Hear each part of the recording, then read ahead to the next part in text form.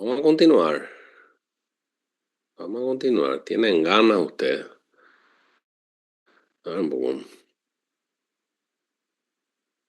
¿Qué podemos hablar? Tenemos mucho para hablar. Vamos a hablar, ya que estamos hablando de la inmunoterapia. Podemos seguir hablando de inmunoterapia.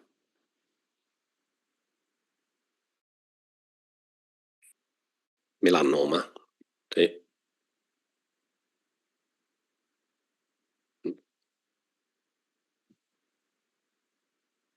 Podemos seguir hablando de inmuno. Está,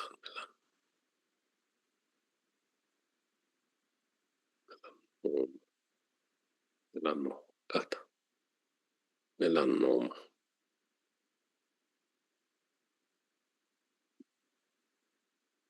Eh, Entonces, melanoma, cuando hablamos de melanoma, es para referirnos a la inmunoterapia nuevamente, eh, a la activación de las células T. Si el melanoma es, digamos, la enfermedad eh, eh, más agresiva de piel. El cáncer de piel también puede aparecer en mucosas y tiene, tiene un comportamiento muy, muy agresivo, ¿verdad? Muy agresivo. Ya, casi tan agresivo como células pequeñas del pulmón o como páncreas metastásico, ¿verdad? Sí, son de los más agresivos. Entonces vemos acá un hombre de 36 años, lesión cutánea, pigmentada, cambiante, parte superior derecha de la espalda, larga historia, un nevus lunar, un nevus que comenzó a aumentar de tamaño, picar y sangrar. Y bueno, vemos una lesión ulcerada, elevada, bordes irregulares, pigmentada oscuramente y aproximadamente 8 milímetros. Pequeña relativamente, ¿verdad? Pero la parte superior de la espalda. No otras lesiones, ¿sí? Entonces siempre las lesiones cutáneas, el A, B, C, D, E, ¿sí? Asimetría, ¿sí? Donde uno, digamos, al cortar por la mitad, hay diferencia entre las dos mitades, ¿eh? Bordes, el borde regular, irregular, color, homogéneo, no homogéneo, diámetro, ¿sí? Mayor o menor a 6 milímetros, y la evolución, cambios en la forma, color, qué sé yo. Entonces, a veces el paciente va con el dermatólogo, hace una biopsia excisional y es un melanoma de extensión superficial, ¿sí? Con una profundidad, esto es la profundidad desde la superficie hasta dentro, ¿sí? De 5.6 milímetros, ulcerado, tiene una invasión angiolinfática, o sea, de los vasos sanguíneos linfáticos, ¿sí? Se hace una excisión amplia, que es importante para el melanoma, ¿sí? Cuando el Breslow cuando la penetración es importante, se trata de dejar 2 centímetros de margen quirúrgico, ¿sí? Y a la vez se hace un mapeo de ganglio centinela. ¿Se acuerdan en mama que hacíamos el ganglio centinela? Acá se hace con un material radioactivo. También en melanoma se puede proceder así. Se inyecta el material radioactivo en el tumor, en la zona del lunar, en este caso el nebus, y se ve a dónde va el ganglio centinela, ¿sí? Y se biopsia ese ganglio, ¿sí? Entonces, en este caso, se identificaron 3 ganglios centinela en la axila derecha y uno fue positivo para melanoma.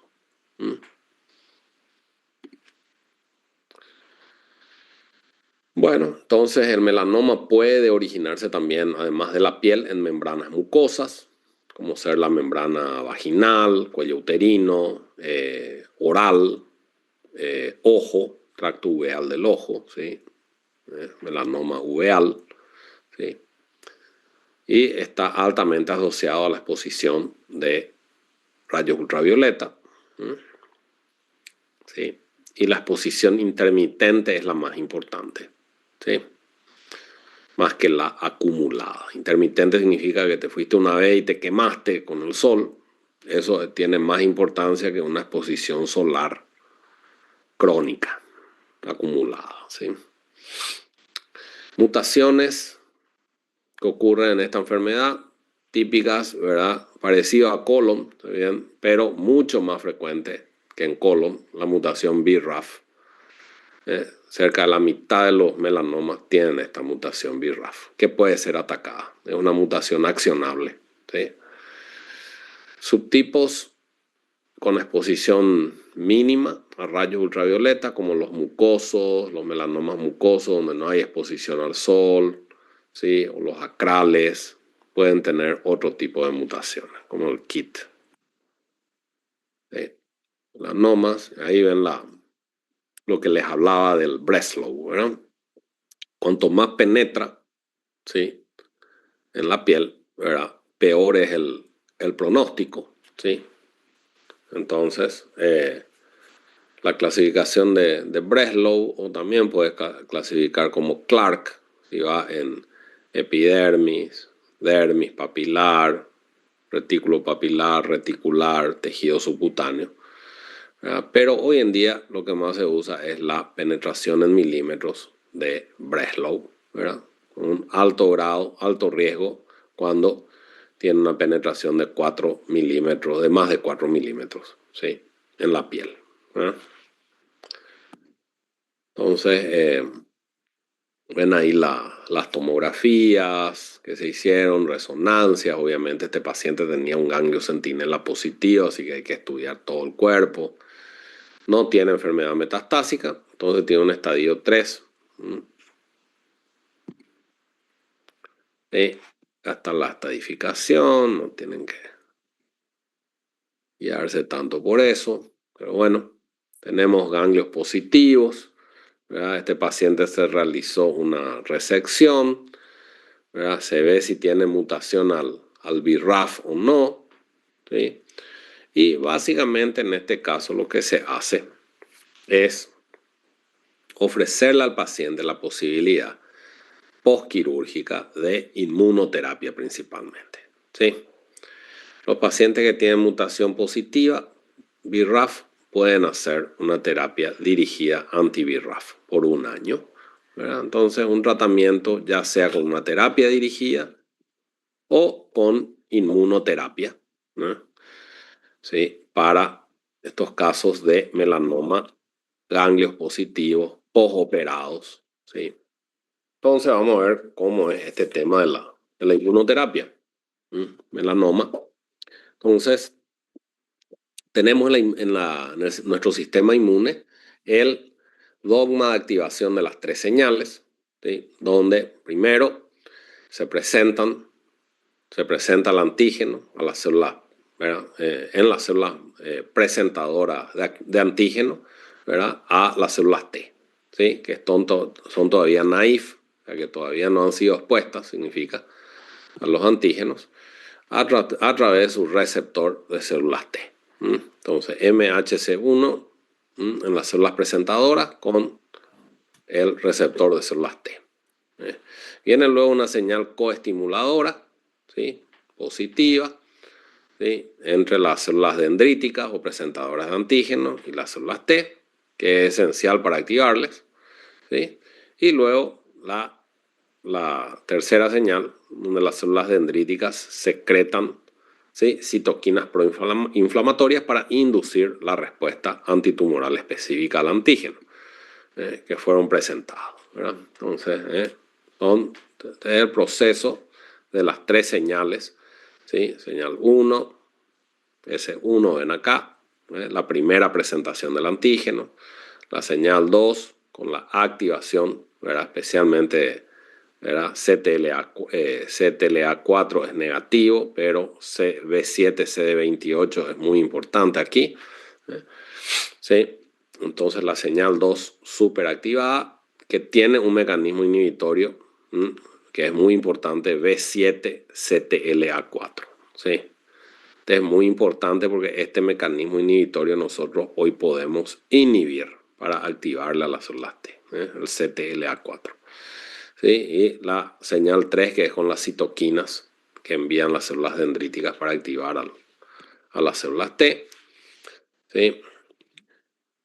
En el tumor o alrededor del tumor, entonces se forma un microambiente tumoral, donde hay células endoteliales, fibroblastos, mesenquimales, células inmunes, que es lo que a nosotros nos interesa, que ataquen a las células tumorales. ¿Sí? Y este microambiente tumoral, ¿sí? Este microambiente tumoral es el que, digamos, pelea especialmente en pacientes con melanomas, ¿sí? Tumores melanocíticos. Esto está muy activado, ¿sí? Donde básicamente vemos células presentadoras de antígenos, mesenquimales, hay células B también, linfocitos B, pero como les digo, las principales moduladoras del sistema inmune son, bueno, está la célula tumoral, las presentadoras de antígenos y las células T, ¿sí? Y ahí vamos a la parte importante. Nos interesa en lo que es la inmunoterapia tumoral, los puntos de control inmunológico, immune checkpoints en inglés, ¿verdad? Los checkpoints, ¿verdad? Los puntos de control inmunológico, que son receptores, ¿verdad? Que tenemos en las células T y en las células cancerígenas, ¿sí? Que básicamente producen señales inhibidoras, desactivan a las células T, ¿sí? ¿Sí? Como hemos visto en pulmón, ¿sí? Entonces, acá vemos todos los tipos de puntos de control inmunológico, que estos están hechos para que justamente las células T no se vuelvan locas, ¿verdad? No se sobreactiven y produzcan respuestas autoinmunes muy, muy fuertes, ¿verdad? Pero en el caso nuestro, cuando se trata de los tumores y demás, ¿verdad? Estas son, digamos, todos estos immune checkpoints que vemos acá, ¿verdad? Pueden ser aprovechados por las células tumorales para desactivar a los linfocitos T, ¿sí? Entonces, Yo tengo una consulta. En el sí, caso de que vos tengas una paciente que tiene una enfermedad autoinmune, si vos le sí, estás tratando con inmunoterapia, ¿se podría exacerbar durante la terapia su enfermedad autoinmune? absolutamente, claro que sí, ¿verdad? Yo tengo un paciente, por ejemplo, con cáncer de pulmón que sufre de una psoriasis, ¿sí? Y que yo les puse a la inmunoterapia ya 2 veces. La primera vez no pasó gran cosa, pero sí la segunda vez que recibió inmunoterapia, este paciente tuvo una exacerbación brutal de la psoriasis, especialmente en piel, ¿sí? Por lo que no pude volver a tratarle con inmunoterapia. Claro que es importante, muy importante. Cualquier enfermedad autoinmune, sea la que sea, normalmente va a ser exacerbada, a menos que tenga una enfermedad autoinmune muy, muy leve, ¿verdad? Pero normalmente va a ser exacerbada por la inmunoterapia, ¿sí? Es un problema eso. Entonces, volviendo a nuestro caso, ¿verdad? Tenemos todos estos puntos de chequeo que, digamos, pueden ser utilizados por las células tumorales para inhibir, ¿verdad? Inhibir acá vemos el tumor en verde, con la célula T acá en lila, ¿sí? Y acá vemos el punto de chequeo más importante, que es el que le había hablado, ¿verdad? El PD1, PDL1. Esta interacción PD1-PDL1 es de fundamental importancia para inhibir a las células T. ¿Eh? Inhibición de las células T, ¿sí? Pero todos los otros puntos que ven acá negros, ¿verdad? Inhibidores, ¿verdad? Acá ya están las células presentadoras de antígenos en amarillo, ¿verdad? Y se utilizan todos estos puntos inhibidores, ¿verdad? El LAC3, tenemos nosotros ya moléculas se desarrollaron moléculas anti-LAG, anti-CTLA4, que fue realmente la primera inmunoterapia que salió, fueron las anti-CTLA4, ¿verdad? Que justamente yo usé el ipilimumab, ¿verdad? En un paciente con melanoma, ¿verdad? Que tenía un melanoma bronquial, imagínense, primario de bronquio pulmonar, ¿sí? Que hizo metástasis en cerebro, una metástasis grande en cerebro. Le operamos de su pulmón, ¿verdad? Y le operamos de su cerebro también, ¿sí? Y luego recibió 4 ciclos de inmunoterapia con esta primera que salió, el ipilimumab, que hasta ahora se usa, ¿sí? Anti-CTLA4. Y él está curado, ¿verdad? Notablemente. Él se curó, ¿verdad? Melanoma con enfermedad metastásica cerebro está curado, ¿verdad? Después de muchos años le sigo viendo yo. Y fue el primero en recibir en Paraguay, me parece, esa inmuno. La primera que salió, de las modernas, llamémosle, ¿verdad? Porque antes existía el interferón y demás, ¿verdad? Que no servían para gran cosa.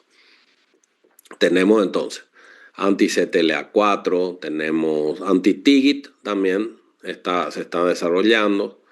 LAG3, ya hay una terapia aprobada, entonces se están viendo las formas se combina bastante el anti-PD1 o PDL1 con el anti-CTLA4, estas dos.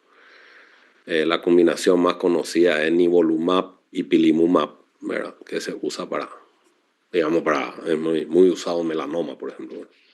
Entonces, estos puntos de inhibición, ¿verdad? Los checkpoint inhibitors, son los que inhiben estos puntos de chequeo inmunitario, que hay una droga, pembrolizumab, que es un anti-PD1, por ejemplo, que está aprobada para el tratamiento melanoma operado, avanzado, ¿sí? Por 1 año. Entonces pueden usarse, ¿verdad? Este paciente, por ejemplo, completó con reacciones autoinmunes en la piel y en el aparato gastrointestinal. Las reacciones autoinmunes por la inmunoterapia son muy variadas. La más común es el hipotiroidismo y reacciones cutáneas autoinmunes, que varían muchísimo en su característica. Te puede dar también mucositis autoinmune, neumonitis autoinmune, gastroenteritis autoinmune, pero por suerte no son muy severas ni muy severas ni muy comunes. Excepto en pacientes que ya tienen una historia previa, como dijo la compañera, una historia de enfermedad autoinmune. Ahí sí es un problema, ¿verdad? Sí, ahí sí es un problema. Entonces, digamos, este, digamos, este, esta relación, un poquito voy a parar este celular porque si no, voy a liquidar aquí. Ahí está. Entonces, digamos, esta interacción que hay tremenda, ¿verdad? Entre, sí, las células T, ¿verdad?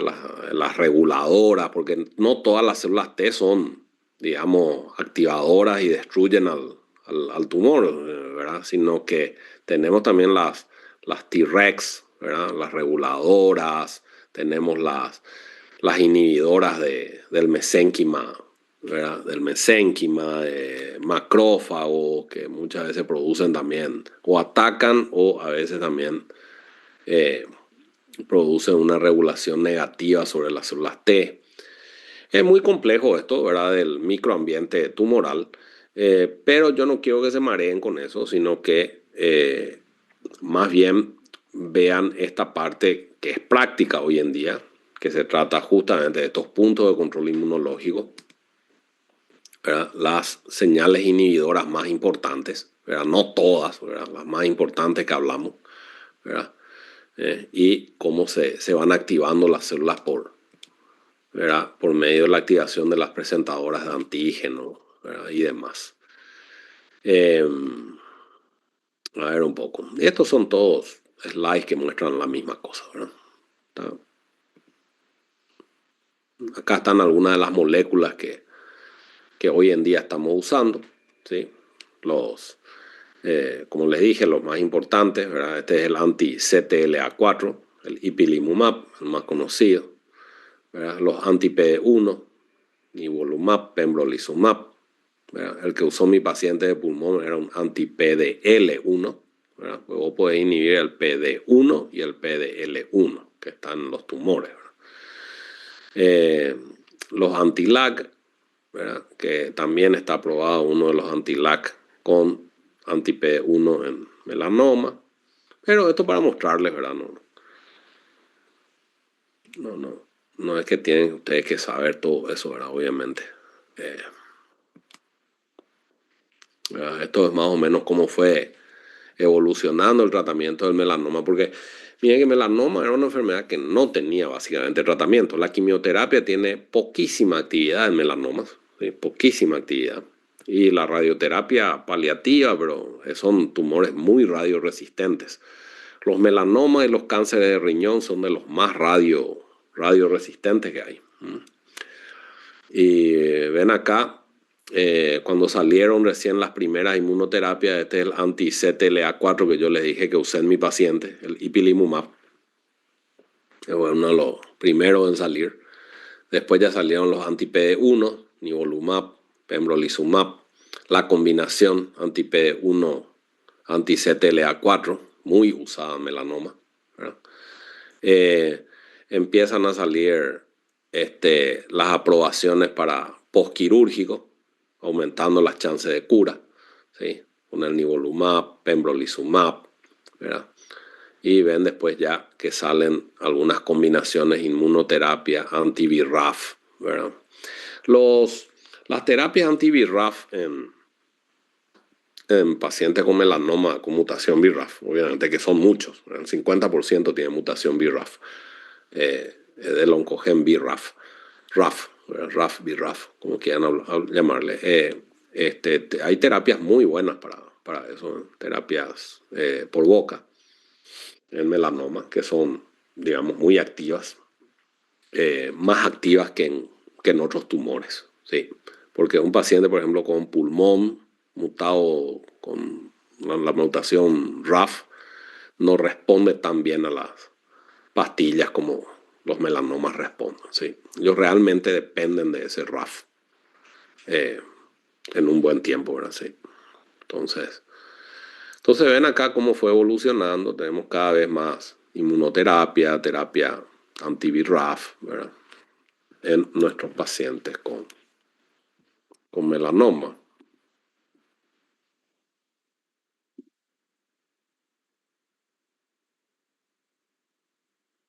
Y bueno, ese es melanoma, ¿verdad? Interesante melanoma. Duro, resistente. Recién ahora, hace poco, tenemos algo que hacer con ellos y muy efectivo, sí, muy efectivo. Podemos tocar, ya que estamos hablando de eso, un poquito de cabeza y cuello, sí, ¿por qué no? Tumores de cabeza y cuello que también son bastante frecuentes en nuestro país. Todo lo que envuelve las mucosas orales, orofaringea, ¿verdad? Laringea. Eh, Comunes vinculados con el cigarrillo, con el alcohol, con el HPV, ¿sí? Entonces estas son enfermedades importantes, ¿verdad? ¿Sí? Los cánceres de cabeza y cuello que llaman, ¿verdad? Tratados quirúrgicamente por los cirujanos de cabeza y cuello, los otorrinos, laringólogos, cirujanos de cabeza y cuello, ¿no? Donde vemos que la mayoría son, ¿sí? Bueno, se originan en la mucosa, ¿sí? Entonces, mucosa oral, faringea, laringea, ¿sí? Cabeza y cuello. La mayoría son cánceres epidermoides, la mucosa epidermoide, cánceres epidermoides que vimos que había bueno, acá son muy comunes, cabeza y cuello uterino, Epidermoides encontramos en pulmón, epidermoides en esófago superior, ¿sí? Piel, obviamente, ¿verdad? Entonces, son ese tipo de cánceres que se acuerdan que el paraneoplásico de los epidermoides era hipercalcemia, ¿verdad? Entonces, hay otros tumores en cabeza y cuello, eh, como de glándulas salivales, tiroides, que son totalmente diferentes del resto, ¿verdad? Cáncer de tiroides hay mucho en Paraguay. Falta de yodo, que lleva a la formación de nódulos, inflamación. Tenemos bastante, pero tiroides es totalmente distinto al resto. Tiroides es una glándula, obviamente. Entonces, los carcinomas de tiroides son muy... primero se opera la tiroides, ¿verdad? Obviamente. El tratamiento principal es operar. Y acuérdense que por el yodo, la glándula tiroides es muy ávida de yodo. La terapia para avanzado siempre es el yodo radioactivo, que es por boca, una vez, pero se toma. El yodo radioactivo se usa mucho para el cáncer, diferenciado de tiroides, ¿verdad? La mayoría de los cánceres de tiroides, entonces son muy ávidos de yodo y se aprovecha eso para atacarlos, ¿verdad? De hace ya muchísimo tiempo, ¿verdad? Salivales son distintos, ¿verdad? No vamos a entrar en eso ahora.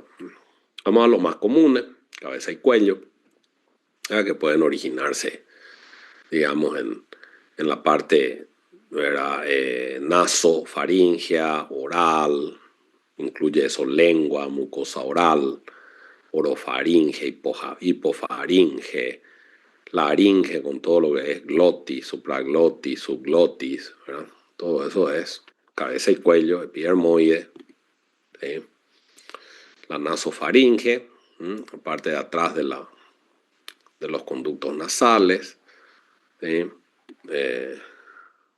La hipofaringe, orofaringe, donde está la amígdala, las amígdalas palatinas. Entonces hay mucho de esto, obviamente. Tumores de todo tipo, ¿sí? Acá en Paraguay también tenemos cáncer nasofaringeo porque tenemos bastante el virus de Epstein-Barr, se llama, ¿verdad? El mismo virus el mismo virus ¿verdad? Que infecta la mucosa oral, a veces la amígdala, en la nasofaringe el virus de Epstein-Barr puede causar la mononucleosis, eso es lo que no me salía, puede causar el virus de Epstein-Barr, carcinomas nasofaringeos, es bastante mutagénico para esa parte de la mucosa.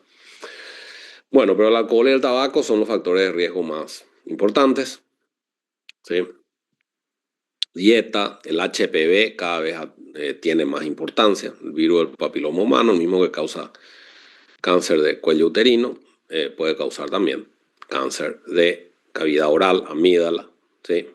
En no fumadores, ¿sí? Entonces, cada vez se ve más de HPV relacionado, ¿sí? Las lesiones orales y demás tienen normalmente, ¿cómo se llama? Lesiones premalignas, ¿sí?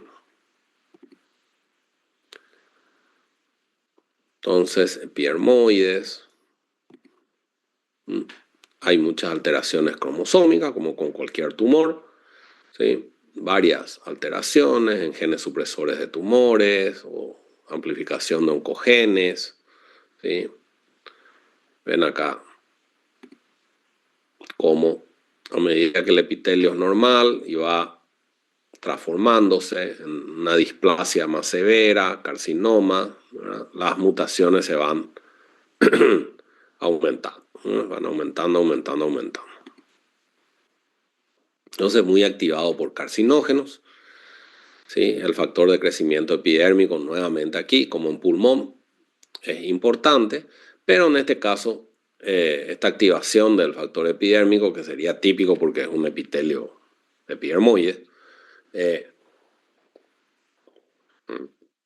normalmente no ocurre por mutaciones tirosinquinasa, que son las que ocurren en este mismo receptor en pulmón. ¿Sí? Sí, entonces, en este caso no hay tantas o muy pocas mutaciones tirosinquinasa que pueden ser atacadas por pastillas. Por eso las pastillas que son tan útiles en pulmón contra este receptor normalmente no tienen actividad en cabeza y cuello. Cabeza y cuello se usa más los anticuerpos contra el receptor de factor de crecimiento epidérmico, eh, que evitan su sobreactivación. Entonces ya vimos EGFR. ¿Qué pasó ahí?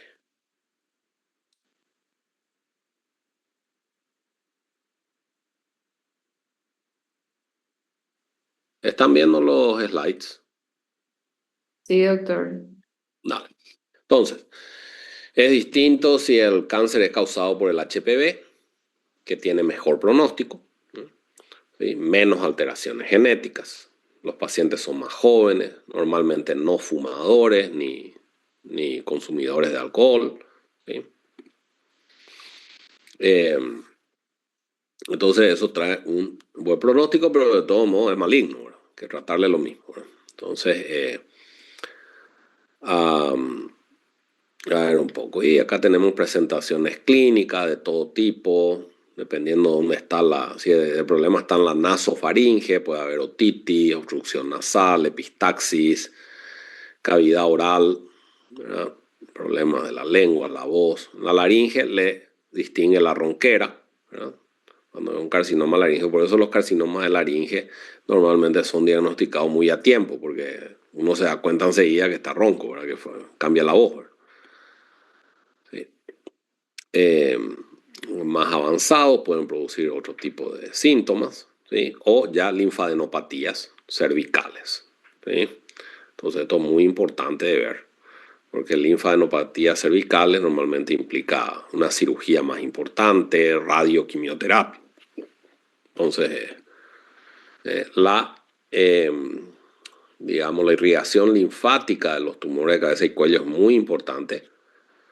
Muy importante porque justamente en los ganglios es donde uno ve la mayoría de las recaídas o la primera, digamos, metástasis de estos tumores, ¿verdad? En estos campos. Entonces, la estación linfática 1, que es submandibular, que normalmente es el lugar de preferencia de los carcinomas de la mucosa oral o de la lengua, ¿sí? Los 2, 3 y 4, que son los yugulocarotidios, están acá al costado del cuello, siguiendo la yugular. Estos ganglios son drenan principalmente, bueno, estos drenan cualquier parte de cabeza y cuello, ¿verdad? Puede ser orofaringe, hipofaringe, cavidad oral también, ¿verdad? Pueden ir aquí. 5, que son el nivel 5, que es el posterior, cervical posterior, digamos, eso, ahí es un sitio que la nasofaringe, ¿sí? Acá la nasofaringe, ¿verdad? Le gusta ir a los posteriores también, pero también acá, en 2, 3 y 4, ¿verdad? La nasofaringe. Y bueno, 2, 3 y 4. Esos son las estaciones ganglionares más importantes. Entonces, más es conocido por el número 1, 2, 3, 4, 5.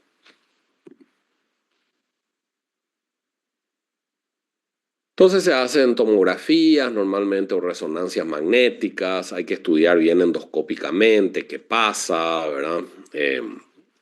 Biopsias. El tratamiento de este tipo de tumores normalmente es multidisciplinario, se combinan varias modalidades. Cuando el estadio es muy temprano, con la cirugía sola se puede solucionar, pero usualmente requiere no solo de la cirugía, sino también de la radioterapia y normalmente radioterapia más quimioterapia concurrente, ¿eh? Como hacemos en cuello uterino, ¿se acuerdan que se usaba el platino con la radioterapia? ¿Verdad?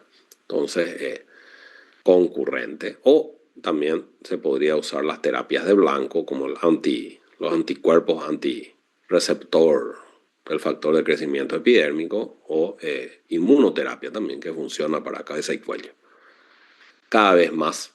Ahora salió un estudio que en pacientes con, localmente avanzado de cabeza y cuello, si uno suma la inmunoterapia a la quimioradioterapia, tiene más chance de cura. Un estudio muy reciente. Entonces la inmunoterapia también tiene su rol en cabeza y cuello, así como un pulmón. Estadios tempranos, entonces lo más importante es la cirugía, la radioterapia. Más avanzados vamos con radioquimioterapia o anticuerpos monoclonales. La laringe, que es un poco distinta, ¿sí? Donde uno trata de preservar el órgano porque quiere preservar la voz, ¿sí? Entonces en estos casos la cirugía se reserva solamente si hay problemas. Entonces el estudio de los veteranos nos mostró que la quimioterapia con cisplatino y radioterapia concurrentes, ¿verdad?, es el estándar para conservar la laringe. Entonces al mismo tiempo radioquimioterapia, uno busca conservar la laringe. Y el carcinoma nasofaríngeo, que es también un poco distinto porque en la nasofaringe es mucho más difícil de operar por la ubicación que tiene, ¿verdad? Invasión a seno cavernoso, nervios craneales, base del cráneo, da muchas metástasis regionales tempranamente, ¿sí? Entonces el carcinoma nasofaríngeo usualmente se trata primero con quimioterapia y quimioradioterapia, ¿sí?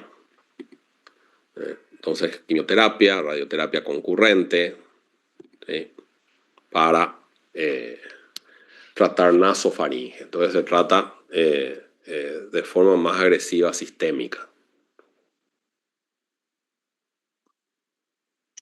La vía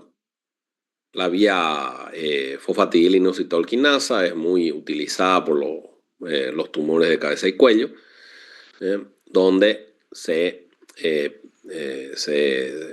va por es una vía, ¿verdad?, que ya les hablé, ya tocamos un poco en otros tumores, PI3K, AKT, mTOR, ¿verdad?, que básicamente favorece la proliferación, la radioresistencia y demás, ¿verdad? Entonces esta vía hay que conocerla, ¿verdad?, porque tiene sus implicancias en varios tumores. Tenemos terapias anti-fosfatidilinositol, tenemos terapias anti-AKT, tenemos terapias anti-mTOR, ¿verdad?, que se están estudiando activamente en cabeza y cuello, pero donde sí tienen ya aprobación y se usan activamente es en mama. En mama, normalmente receptores hormonales positivos en mama. Esta vía puede tener mutaciones que confieren resistencia en cualquiera de estas moléculas, ¿verdad?, cualquiera de estos oncogenes que pueden ser atacados por drogas específicas para ellos, ¿no? Bueno, AKT, mTOR, ¿verdad?, está la misma figura, ¿verdad? No tienen que saber todo esto, ¿verdad? Es muy complejo. Bueno, entonces eso es cabeza y cuello, que diferenciar HPV, no HPV, ¿verdad? Ese tipo de cosas.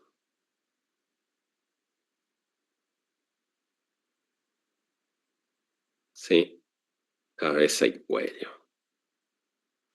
A ver un poco. ¿Qué quieren hablar ahora?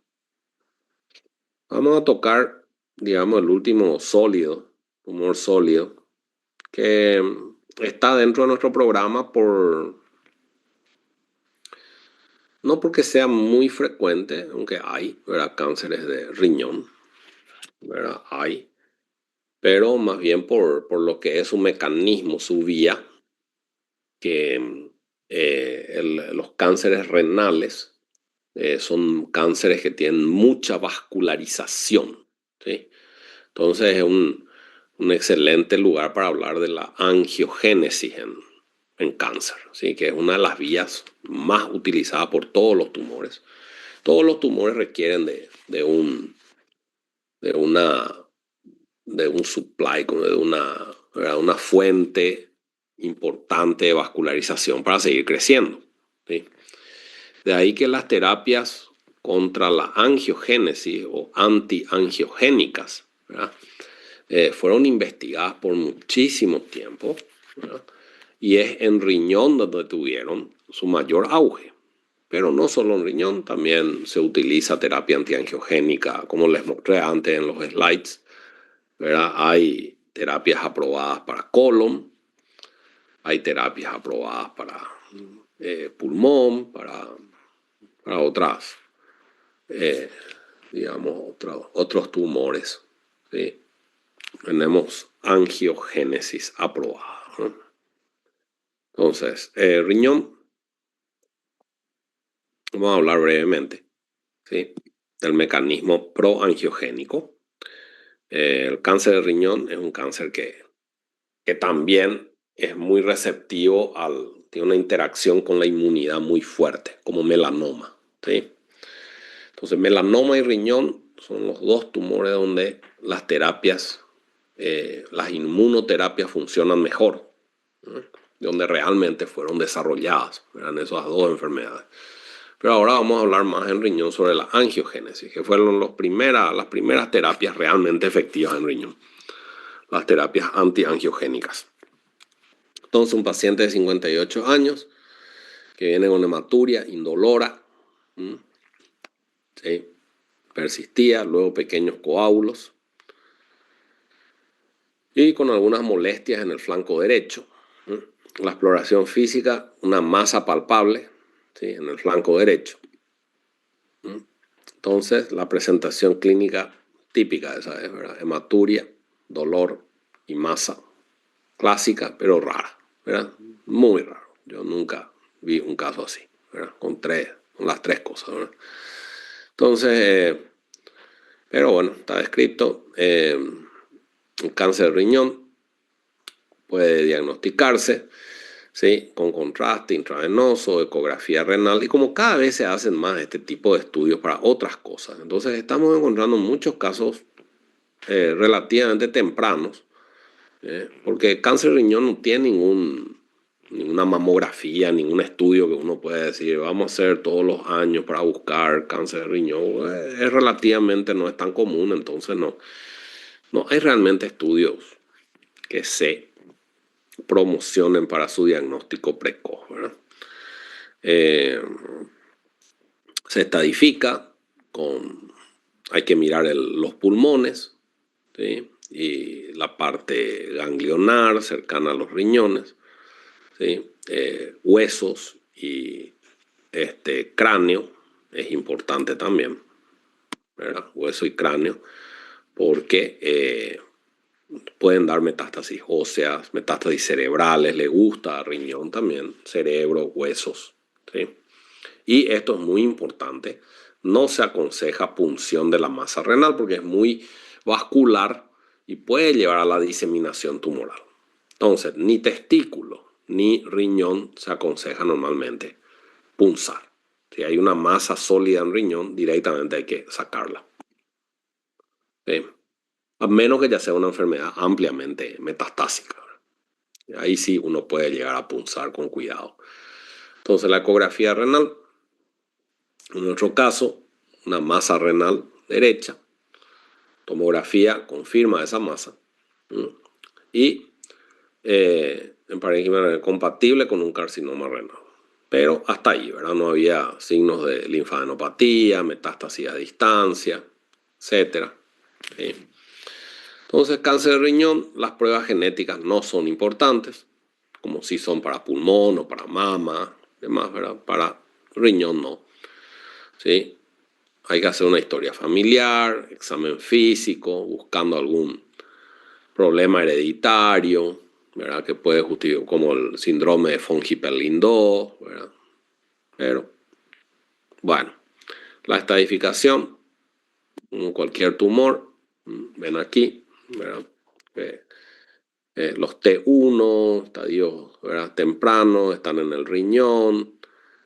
A medida que van hacia la cápsula de Gerota, que es la que cubre al riñón, ¿sí?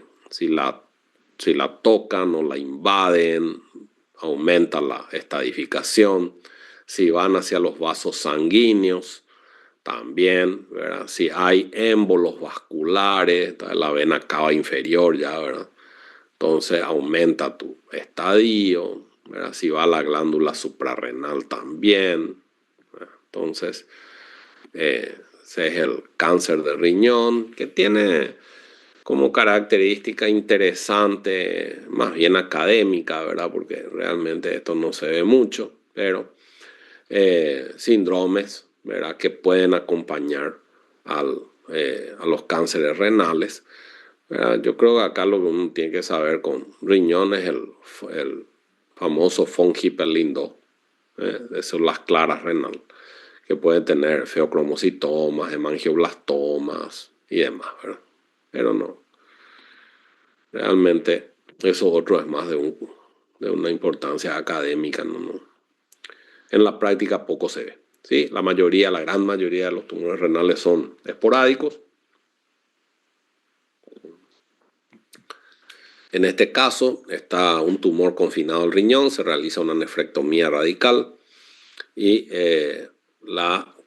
viene acá las características, el tipo de cáncer de riñón más frecuente, células claras, un tumor que va hasta la vena renal, pero no más allá de la fascia de Gerota. No hay ganglios involucrados, márgenes buenos, un estadio 3, entonces, ¿verdad?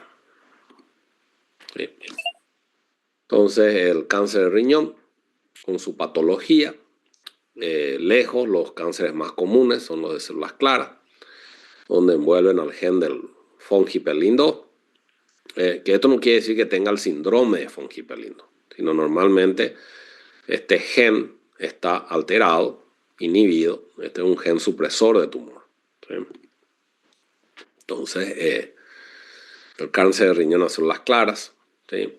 Ven acá, tiene vasos sanguíneos delicados, células poligonales, citoplasma claro, ¿sí?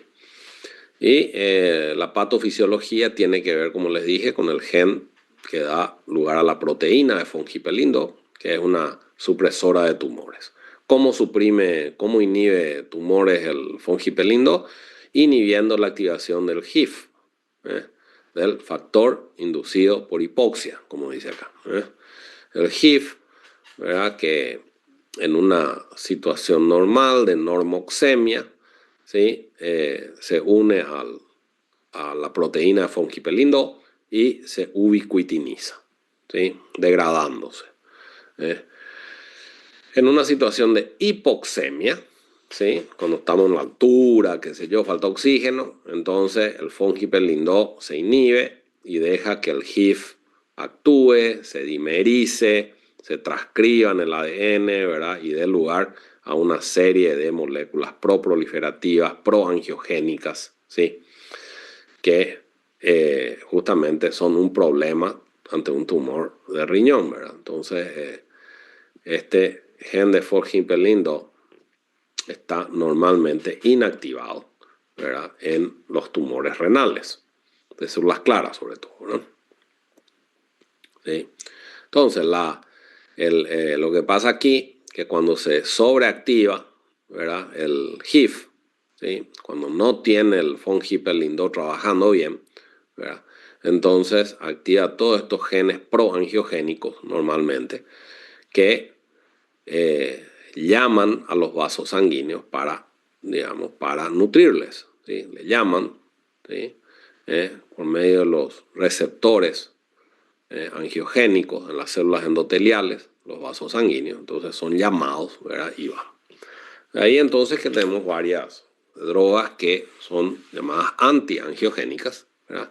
La mayoría de las que se usan en riñón están acá, abajo. Son antiangiogénicas vasculares, son moléculas pequeñas, antitirosinquinasa, que inactivan a los distintos receptores angiogénicos, ¿sí? En las células endoteliales, ¿sí? Tenemos también el bevacizumab, el más antiguo, que es usado todavía muchas veces, no solo en riñón, sino en otros tumores, como colon, por ejemplo, se usa mucho el bevacizumab, que lo que hace es este anticuerpo secuestra al factor vascular endotelial soluble, ¿verdad? Que esto viene de los tumores, ¿verdad? Entonces secreta, lo secuestra, ¿verdad? Y evita que estimule a sus receptores, ¿verdad? En el endotelio. Entonces son las vías de inhibición.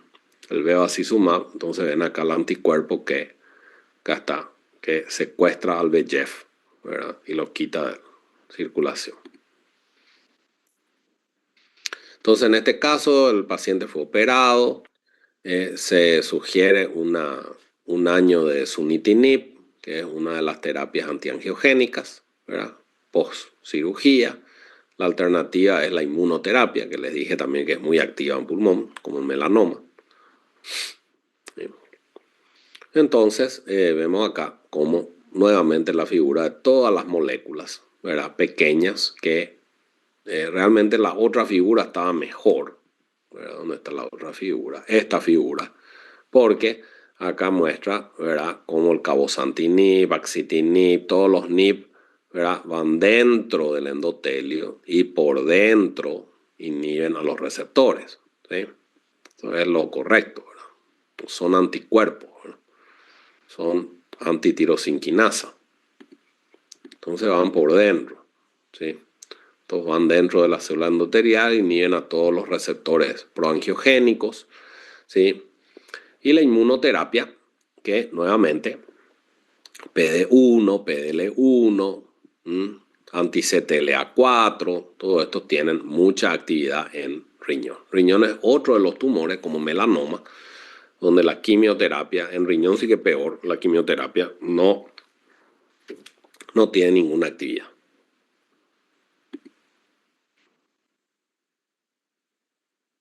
¿Sí? Entonces, así estamos. Por riñón, no sé qué, esto. Bueno.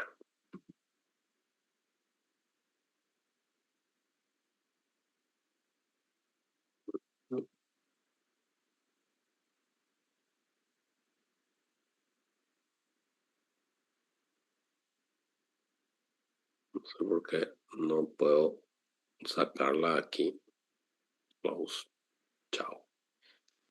Bueno, ese era riñón. Con eso terminamos básicamente todos los tumores sólidos, ¿verdad? Quedaron en stand-by. Quizá para terminar estas sesiones de clases, podemos hablar un poco de linfomas, ¿verdad? Que son parte de los tumores de la sangre, ¿sí? Podemos hablar un poco de linfomas. Una pregunta, vieron que nosotros tenemos el parcial, el segundo parcial, la semana que viene, entiendo, ¿verdad? ¿O estoy equivocado? ¿Alguien me puede responder eso? ¿Cuándo es nuestro segundo parcial? Sí, El profe, la semana que sábado. viene. Ya es la semana que viene. Y bueno, entonces, sí. Estos temas entonces saldrían en el parcial. Vamos a tratar de hacer lo más tranquilito posible ese parcial. Un poco. Entonces sí, linfomas y estas clases que hablamos. Y también va a entrar en el parcial la parte de detección precoz de tumores. ¿Sí? Eso es importante que sepan. Ahora les voy a mostrar un ratito después de esta clase para terminar. Pero eso es importante también, detección precoz. Y estas enfermedades más, las vías tumorales, ¿verdad? La inmunoterapia, ¿sí? CARRAS, inestabilidad microsatelital, ¿verdad? Eh, los linfomas, a diferencia de los tumores que estuvimos viendo, ¿verdad? Son considerados en cierto sentido tumores hematológicos, ¿verdad? Porque, ¿verdad? Envuelven ganglios linfáticos. eh, se dividen en dos grandes grupos, la enfermedad, el linfoma de Hodgkin y el no Hodgkin, ¿verdad? Hodgkin es, el linfoma de Hodgkin es una enfermedad que tiene una alta chance de cura, ¿sí? Entonces, cuando uno diagnostica un linfoma de Hodgkin, busca, por más avanzado que esté, busca curar al paciente, ¿sí? Entonces, su origen es en linfocitos B, un poco más en hombres que en mujeres, y usualmente toma la edad de 20, 30 años, ¿sí? Los 20, ¿sí? 20, 30 años, la mayoría, ¿sí? En los jóvenes, la esclerosis nodular es el subtipo preponderante, que como su nombre te indica, ¿verdad? Esclerosis, hay muchos linfocitos, pero con mucha fibrosis, que muchas veces queda eso residual, ¿verdad? En el lugar donde hubo linfoma queda la fibrosis. Ya no hay más tumor, pero queda como una cicatriz ahí. Factores de riesgo para el linfoma de Hodgkin, ven ahí. HIV, EBV. Entonces se originan en los linfocitos B de los ganglios linfáticos, ¿verdad? Los folículos. Y tiene el mismo precursor, el linfoma de Hodgkin, de los linfomas foliculares, que son no Hodgkins. Hodgkin, no Hodgkin. No.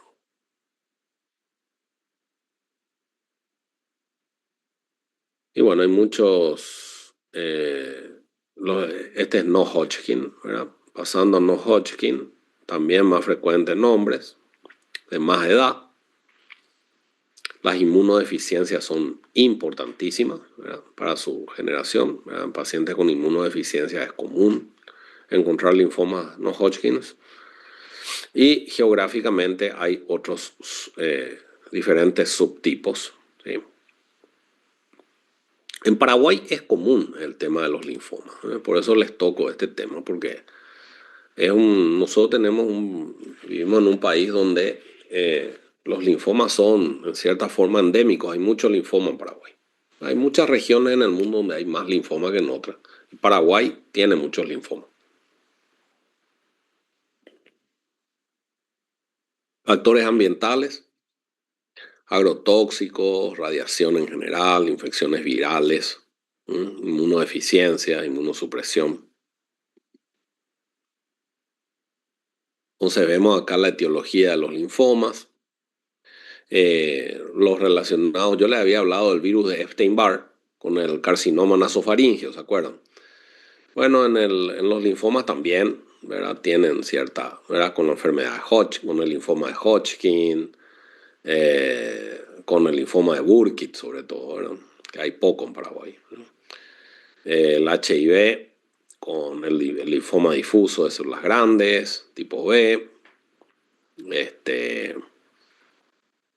Este también es importante en Paraguay, el Helicobacter pylori, porque nosotros tenemos endémico el Helicobacter en el estómago. Entonces el linfoma gástrico asociado a la mucosa, ¿verdad? Es, digamos, bastante prevalente en Paraguay, ¿sí? ¿Sí? Clasificación de los linfomas, de los linfomas, el linfoma de células B, linfocitos T y NK, que son poco comunes, ¿verdad? Y los linfomas de Hodgkin, como les dije, ¿verdad? Todos los de B y T y demás son no Hodgkin, todo este grupo acá enorme, no Hodgkin, y este es el linfoma de Hodgkin. Nosotros vamos a hablar obviamente solamente de los que son comunes mundialmente y sobre todo en Paraguay, ¿verdad? No vamos a hablar de todos los linfomas, no vamos a terminar nunca. Linfoma de Hodgkin, entonces común en Paraguay, ¿sí? Tiene una estadificación que sigue el sistema de Ann Arbor, ¿sí? Normalmente se hace estudios de química, tomografía completa, ¿sí? Biopsia de médula ósea para ver si no hay linfoma dentro de la médula, ¿sí? El PET scan es muy importante en los linfomas en general, sobre todo al terminar la terapia, para ver si hay enfermedad residual, ¿sí? PET scan se utiliza mucho. Este es el sistema de Ann Arbor, ¿verdad? Estadio 1 al 4 para los linfomas, que es diferente totalmente a lo que habíamos hablado antes de tumores sólidos, ¿sí? No se guíen por eso. ¿Sí? Una región linfática afectada, por ejemplo, cervical. 2 sería cervical y mediastinal, que es la típica presentación del linfoma de Hodgkin. ¿Sí? 3 ya es arriba y abajo del diafragma, por ejemplo, en retroperitoneo y mediastino. Y 4 cuando ya hay sitios extranodales, ¿verdad? Tipo hígado, médula ósea, ahí está, ¿verdad? Y se subdivide otra vez en A, B, ¿verdad? Vos podés tener un estadio 2A, ¿verdad? Cuando no hay síntomas B, ¿verdad? Los síntomas B son estos que están acá: pérdida de peso, fiebre, sudoraciones nocturnas. Son los 3 síntomas B. Si tenemos síntomas B, el pronóstico es peor. Por eso uno dice 3A o 3B, ¿verdad? El estadio así es, ¿verdad? Acá vemos en figura, que es más fácil. Estadio 1, una sola estación linfática afectada.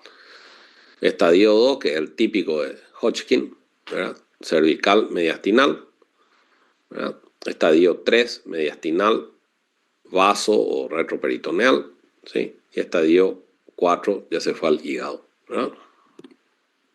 Entonces, estadio 4. Entonces, la enfermedad de Hodgkin, normalmente su presentación es típica linfadenopatía no dolorosa. O sea, tiene algo que le crece en el cuello, no le duele. Ese es Hodgkin típico, ¿sí? Típico, típico, típico. La gran mayoría de las veces ya tiene también ganglios mediastinales, que uno no se da cuenta, obviamente, ¿verdad? Y la gran mayoría sin síntomas B. ¿Sí? El síndrome paraneoplásico común es conocido como fiebre de Pell-Epstein, fiebre que dura unos días y después remite. Dura otros días, remite, y así, ¿verdad? Y puede haber picazón, sí, también, con Hodgkin. Entonces, la diseminación, importante en la diferencia de los linfomas de Hodgkin, que donde la diseminación es por contigüidad, se llama, ¿verdad? O sea, va una estación linfática a la aledaña, porque tiene un mecanismo de diseminación linfática principalmente, y los no Hodgkin que tienen diseminación sanguínea, entonces saltan, ¿verdad? Del cuello a la axila, a la ingle, ¿verdad? Entonces, sí. Bueno, ¿qué más hay? Hodgkin es muy importante en la patología, es muy importante para los linfomas en general, que el espécimen de biopsia sea adecuado. Por eso se prefiere el examen de un ganglio entero, no una punción. Entonces, siempre que se puede, ¿verdad? Hay que enviar el ganglio entero para análisis patológico, de manera a ver toda la anatomía, buscar las células, en este caso de Rett-Steinberg, que son las típicas de Hodgkin. Tienen núcleos bilobulados, prominentes nucleolos en ojo de búho, CD15 positivo, CD30 positivo en la inmuno.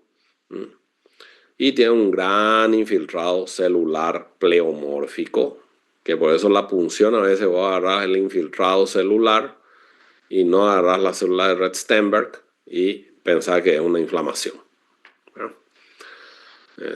Estos son los tipos histológicos. El esclerosis nodular, como dijimos, es el más frecuente en nuestro país también, ¿verdad? Sí. Y hay otros subtipos, ¿verdad? Pero el tratamiento no varía de acuerdo al subtipo. Acá ven la figura de tener la célula de Rett-Steinberg con un infiltrado, ¿verdad? Variado alrededor. Puede haber pocas células de Rett-Steinberg, puede haber muchas, como hay acá, células de Rett-Steinberg. Entonces, mejor siempre entonces quitar todo ¿cómo se llama? El ganglio, ¿verdad?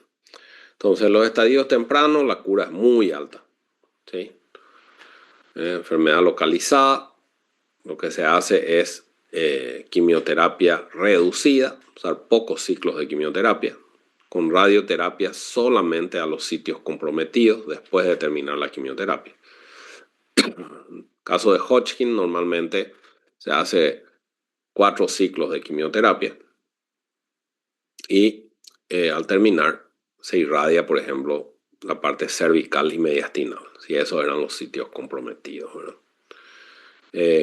Tratar de usar la menor cantidad de radioterapia posible, porque son pacientes jóvenes que pueden tener problemas después con los tumores secundarios, ¿verdad? Como habíamos visto en la clase de radioterapia. Quimioterapia, usualmente se usa el esquema ABVD, ¿sí? Ahí están las drogas, pero hay otros esquemas ya que vinieron para enfermedad más avanzada, ¿sí? Las complicaciones son importantes, por eso que uno quiere evitar que usar quimioterápicos una menor cantidad posible, que sean menos leucemoides y la menor cantidad de radioterapia posible también, ¿verdad? Infertilidad es poco común con el tratamiento de las drogas nuevas de Hodgkin, pero puede ocurrir.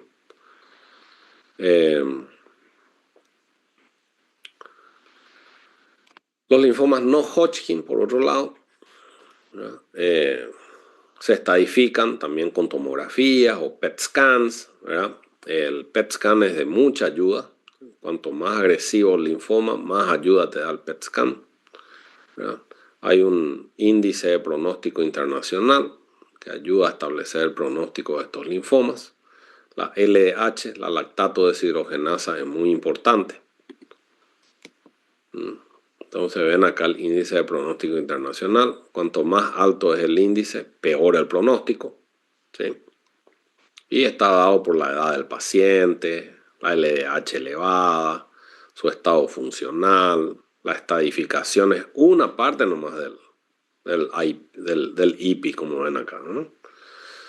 Si hay algún sitio extranodal comprometido. ¿Sí? Todos estos son los linfomas no Hodgkins. Tienen como les había mostrado en ese slide donde estaban todos los linfomas, son muchísimos.